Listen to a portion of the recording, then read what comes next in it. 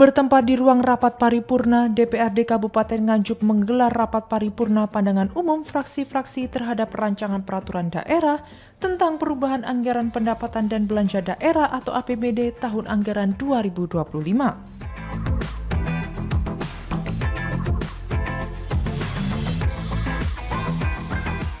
Rapat paripurna dipimpin oleh seluruh pimpinan DPRD dan dihadiri seluruh fraksi yang ada di DPRD Nganjuk untuk menyampaikan catatan dan masukan strategis secara umum.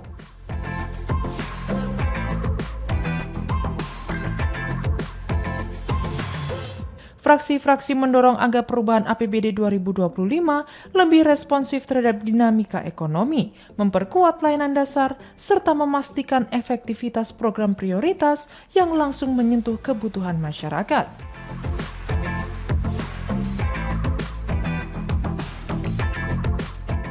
Di sisi lain, sejumlah fraksi juga menekankan agar perubahan APBD tetap menjaga prioritas pada infrastruktur dasar, seperti percepatan perbaikan jalan lingkungan dan irigasi pertanian.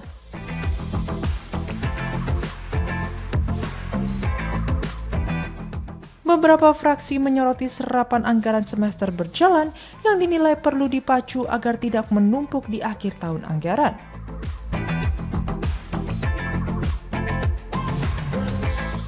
Penajaman output outcome program juga diminta dipertegas, terutama pada proyek strategis daerah.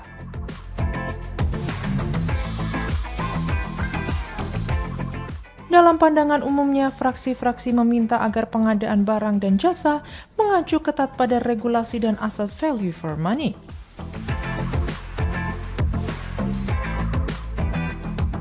Mereka mendorong publikasi rencana pengadaan, jadwal, hingga progres pelaksanaan secara berkala untuk memperkuat transparansi dan akuntabilitas.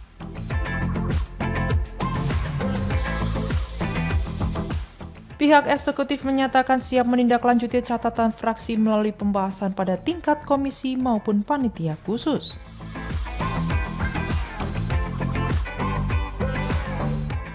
Alhamdulillah, kemarin kita menyampaikan rancangan pada kaitan dengan PAPBD.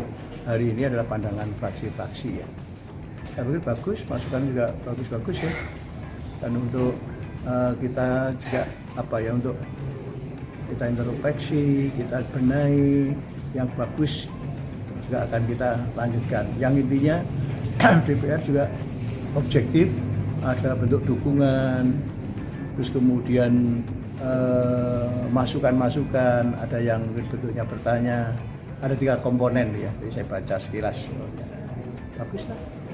Satu yang kaitan dengan PAPBD ini kan waktunya tidak panjang ya, dan nilainya kurang lebih 58 miliar sekitar itu ya. Maka kami yang kita katakan apa? Kita segerakan, kemarin ada keterlambatan yang induk, ya, program-program induk harus segera dieksekusi secepatnya. Yang kedua nanti untuk yang PAK nanti setelah induk langsung kita gas di PAK-nya ya. Sama seperti yang induk, katakanlah baru bantuan sosial yang terencana misalnya. Hari ini tadi kita baru menyampaikan kepada disabilitas ya, kurang lebih 325 ya. Kemudian nanti lansia itu kurang lebih 4.000 lebih.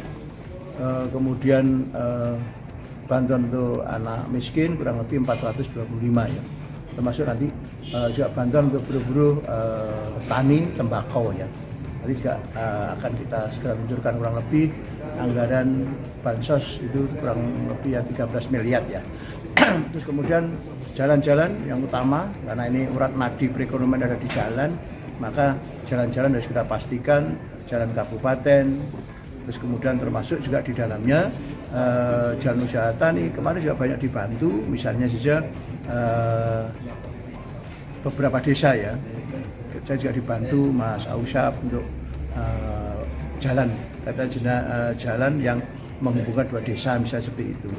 Terus kemudian ada di Mas Babub ada jalan tambahan yang termasuk di tahun ini program dari Menko Infrastruktur ya, ada tambahan 1.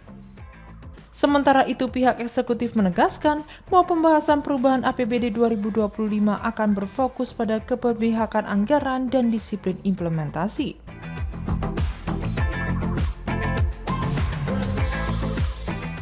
Ini rangkaian pembahasan Perda KUHP-PAS, sehingga nanti kemarin sudah ada pembahasan nota sampai nota kesepakatan penandatanganan bersama pimpinan DPRD dan Bupati. Terus kemarin ada penyerahan, ini pandangan umum fraksi-fraksi.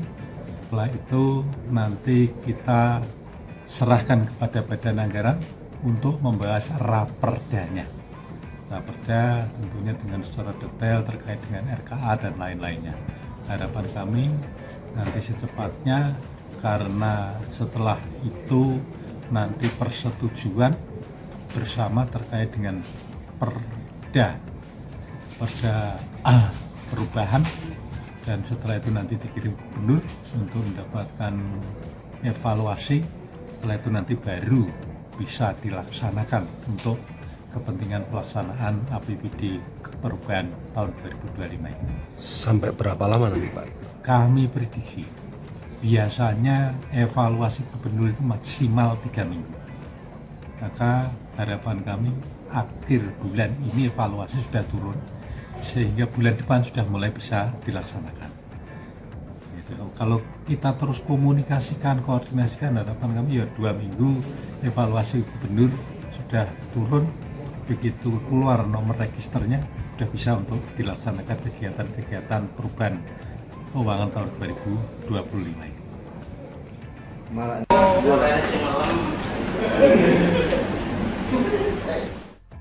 Usai pandangan umum fraksi, tahapan selanjutnya adalah penyampaian jawaban eksekutif, pembahasan detail bersama alat kelengkapan dewan, finalisasi naskah raperda, hingga persetujuan bersama untuk kemudian dievaluasi oleh gubernur sesuai ketentuan perundang-undangan sebelum ditetapkan menjadi perda.